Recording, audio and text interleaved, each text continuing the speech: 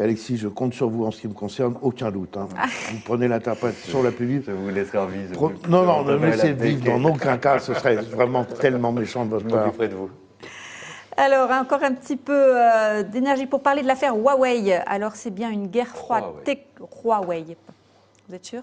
Ah, je peux dire à la conférence tous les matins, quand je dis Huawei, on me reprend. Huawei. C'est bien donc d'une guerre froide technologique qui est lancée entre les États-Unis et la Chine. Ces États-Unis qui ont interdit aux entreprises américaines, et à commencer par Google, de vendre leurs produits au China Huawei. Ce matin, on apprenait que les Américains donnaient un sursis de 90 jours avant d'appliquer ces sanctions.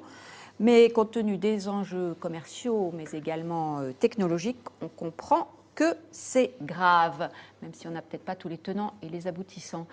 Cette méthode de Trump du coup de poing sur la table, Valérie Toragnan, finalement, ça paye? Je crois que la méthode Trump, il l'a dit dans son livre célébrissime, L'art du deal, la méthode Trump, c'est pas tant que c'est un protectionniste, c'est pas un vrai protectionniste. Trump, il n'a pas d'abord autant de, je pense, de pensée et de convictions profondes que ça. En revanche, le deal, il sait ce que c'est. Un deal, il sait ce que c'est. Et je pense que tout ce qu'il fait, il le fait en pensant, j'avance mes arguments, j'avance mes atouts, j'intimide, j'impressionne. Mais on commence à la connaître, la méthode, parce que c'est toujours ça. C'est je commence par taper un grand coup, puis après je recule un peu. Il risque de se passer ça aussi, parce que si à un moment donné, la sanction, la pénalité pour les entreprises américaines s'avère trop lourde, si ça devient contre-productif, il est suffisamment, il a pas d'état d'âme, il changera.